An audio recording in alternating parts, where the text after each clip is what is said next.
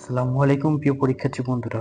আজ এই ভিডিওর মাধ্যমে তোমাদের ভূগোল প্রথম পত্রের প্রত্যেক অধ্যায় থেকে গুরুত্বপূর্ণ টপিক যেগুলো থেকে প্রশ্ন আসে পরীক্ষায় সেগুলো নিয়ে আলোচনা করব এবং ভিডিওর শেষ পর্যায়ে কোন কোন অধ্যায় থেকে রচনামূলক প্রশ্ন আসে এবং কোন কোন অধ্যায় থেকে এমসিকিউ প্রশ্ন আসে তাই নিয়ে আলোচনা করা হবে।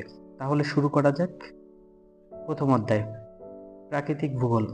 এই অধ্যায় থেকে প্রাকৃতিক ভূগোলের সংজ্ঞা, প্রকৃতি ও পরিধি ও পরিসর এখান থেকে প্রশ্ন আসে। ভূমিরূপ বিদ্যা, জীবমণ্ডলের মৌলিক ধারণা, তারপর জোয়ার ভাটা প্রাকৃতিক ভূগোলের কোন শাখায় আলোচিত হয় তার সঠিক ভৌগোলিক কারণ ব্যাখ্যা। এই টপিকগুলো সবচেয়ে বেশি ইম্পর্ট্যান্ট। এর পাশাপাশি এখান থেকে 2026 পরীক্ষার জন্য একটা সাজেশন, বর্তমান বৈশ্বিক জলবায়ু পরিবর্তনের সাথে প্রাকৃতিক ভূগোলের বিভিন্ন উপাদানের যে আন্তঃ সম্পর্ক, এখান থেকে এই পরীক্ষা প্রশ্ন আসার সম্ভাবনা থাকে।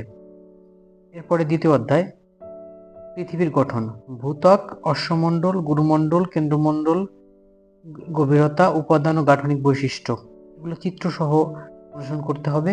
কনরাড বিযুক্তি রেখা এবং মোহ বিযুক্তি রেখার তাৎপর্য, পর্বতের শ্রেণীবিভাগ, বিশেষ করে ভঙ্গিল পর্বত, স্তূপ পর্বত এবং অগ্নায় পর্বত, মালভূমি সমভূমির গঠন প্রক্রিয়া এবং লালমাই পাহাড় বরেন্দ্র অঞ্চলের মাটি লালচে হওয়ার বৈজ্ঞানিক কারণ।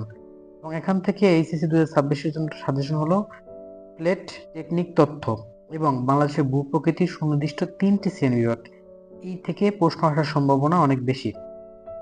তৃতীয় অধ্যায় ভূমিরূপ পরিবর্তন।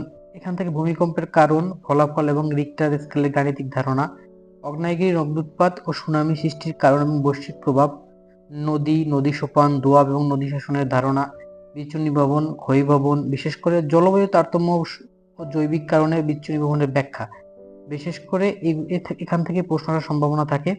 এবং এইচএসসি 2026 জন্য এখান থেকে নদীর 3 অবস্থা, পার্বত, সমভূমি, বদ্বীপ এগুলো সৃষ্টির প্রধান প্রধান ভূমিরূপ চিত্র সহ এগুলো ব্যাখ্যা করার থেকে প্রশ্ন আসতে পারে। চতুর্থ অধ্যায় বায়ুমণ্ডল এবং বায়ু দূষণ, সমমণ্ডল, বিষমমণ্ডল এখান থেকে প্রশ্ন আসে। যেরকম বায়ুমণ্ডলের প্রধান স্তর সমূহ ট্রোপোমণ্ডল, স্ট্র্যাটোমণ্ডল, মেসোমণ্ডল, থার্মোমণ্ডল এগুলো গুরুত্বপূর্ণ। তারপর স্বাভাবিক তাপ হ্রাস হার এর গাণিতিক হিসাব, ওজোন স্তরের ক্ষয়, সিএফসি ক্লোরোফ্লোরোকার্বনের রাসায়নিক প্রভাব এবং ওজোন স্তরের গুরুত্ব, গাড়ির সংখ্যা বৃদ্ধি ও শিল্পায়নের ফলে সৃষ্ট বায়ু দূষণের প্রতিরোধের সামাজিক উপায়সমূহ এবং এখান থেকে গ্রিন হাউসের প্রভাব এবং বৈশ্বিক উষ্ণায়নে গ্যাসীয় উপাদানের সময় ঘনত্বের পরিমাণ এখান থেকে ইম্পর্টেন্ট এগুলো। তারপর পঞ্চম অধ্যায় আবহাওয়া জলবায়ু, তারপর নিয়ত বায়ু, মৌসুমী বায়ু, স্থানীয় বায়ু, নিরক্ষীয় শান্ত বলয় বা ডলড্রামার্স এর ভৌগোলিক অবস্থান, তারপর শৈলক্ষেম বৃষ্টিপাত ও পরিচালন, বৃষ্টিপাতের কারণ, বনভূমির ভূমিকা, কালবৈশাখী ঘূর্ণিঝড় সৃষ্টির প্রক্রিয়া।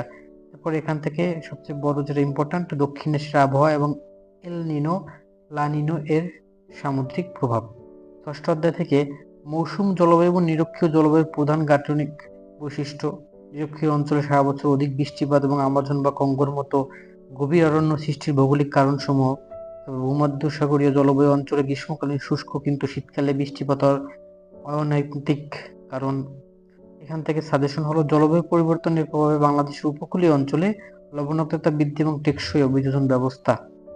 সপ্তম অধ্যায় থেকে বায়ুমণ্ডল থেকে সমুদ্র তলদেশে ভূমিরূপের নিখুঁত শ্রেণীবিভাগ, মহিষোপন, মহিঢাল, গভীর সমুদ্রখাত ইত্যাদি। তারপর গ্র্যান্ড ব্যাংকস অঞ্চলে পৃথিবীর অন্যতম শ্রেষ্ঠ মৎস্যক্ষেত্র গড়ে ওঠার ভৌগোলিক কারণসমূহ। তারপর সোয়াচ অফ নো গ্রাউন্ড এর অর্থনীতি এবং ভৌগোলিক যে একটা গুরুত্ব। তারপরে এখান থেকে সবচেয়ে বেশি যে প্রশ্নটা আসতে পারে বলো ইকোনমি বা সমুদ্র অর্থনীতির উজ্জ্বল সম্ভাবনাময় এক্ষেত্রে বঙ্গোপসাগরের ভূমিকা কি। অষ্টম অধ্যায় সমুদ্র স্রোত ও জোয়ার ভাটা, এখান থেকে জোয়ার ভাটা সৃষ্টির মূল নিয়ামক সমূহ, তারপর শৈবাল সাগরের অবস্থান, ভরা কাটাল মরা কাটাল, বাংলাদেশের পশুর বুড়িগঙ্গা নদীর নভ্যতা রক্ষা, জোয়ার ভাটার বাস্তব ভূমিকা এবং আটলান্টিক মহাসাগরের উষ্ণ উপসাগরীয় স্রোত ও শীতল ল্যাব্রাডর স্রোতের মানচিত্রে চিহ্নিতকরণ। একটা কথা বলে রাখি, ভূগোলে প্রশ্নের উত্তরের সময় যদি চিত্র দেওয়া হয় তবে মার্ক বেশি পাওয়ার সম্ভাবনা বেশি এবং কিছু কিছু ক্ষেত্রে চিত্র অত্যন্ত ইম্পর্ট্যান্ট, চিত্র না দিলে সেক্ষেত্রে মার্ক নাও দিতে পারে, তাই চিত্রগুলো একটু ভালোভাবে দেখে যেতে হবে। নবম অধ্যায় হলো কি জীবমণ্ডল।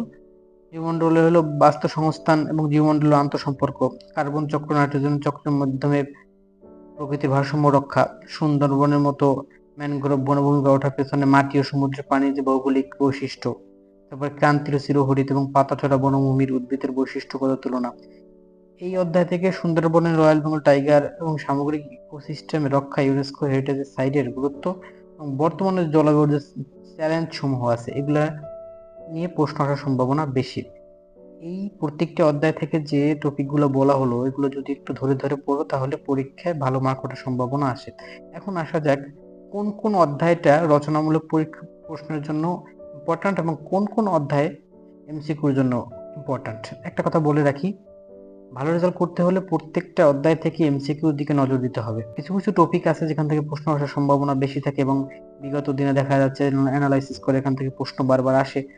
তার ভিত্তিতে বলা হয়েছে যে সিকিউর জন্য অর্থাৎ রচনামূলকের জন্য দ্বিতীয়, তৃতীয়, পঞ্চম এবং অষ্টম, আমি আবার বলছি দ্বিতীয়, তৃতীয়, পঞ্চম এবং অষ্টম এই অধ্যায় যেমন পৃথিবীর অভ্যন্তরীণ স্তর, পর্বতের গঠন, বৃষ্টিপাত, জোয়ার ভাটার অবস্থান, এগুলো চিত্র সহ ভালোভাবে পড়তে হবে রচনামূলকের জন্য। এবং এমসিকিউ এর জন্য এই যে কটা আছে সেখান থেকে রচনামূলক পড়লে তো এমসিকিউ কভার হয়ে যাবে। তারপর চতুর্থ, ষষ্ঠ এবং সপ্তম অধ্যায়টা এখান থেকে এমসিকিউর জন্য অনেক ইম্পর্ট্যান্ট। শতকরার হার, গভীরতা, তাপমাত্রা, হ্রাস পাওয়ার হার ভালোভাবে পড়লে আশা করা যায় একটা ভালো রেজাল্ট করা যাবে।